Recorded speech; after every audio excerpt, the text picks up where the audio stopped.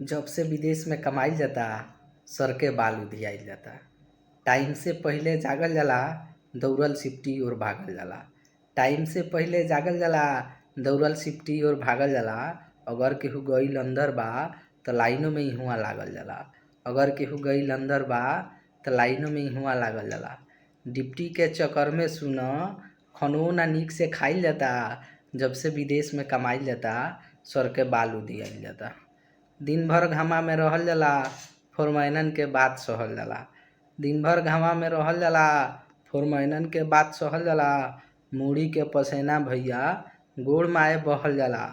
कहीं कुछ गलती ना हो इ सोच के मन घबराइल जाता। जब से विदेश में कमाइल जाता मूड़ी पर के बाल उधियाइल जाता। जब से विदेश में कमाइल जाता सर के बाल उधियाइल जाता। अगुओ दुआर पर गइल नइखे, शादियो बियाह भइल नइखे। अगुओ दुआर पर गइल नइखे, शादियो बियाह भइल नइखे। लड़की पसंद करी कि ना अब इहो टेंशन धराइल जाता। लड़की पसंद करी कि ना अब इहो चिंता धराइल जाता। जब से विदेश में कमाइल जाता सर के बाल उधियाइल जाता। जब से विदेश में कमाइल जाता मूड़ी पर के बाल उधियाइल जाता।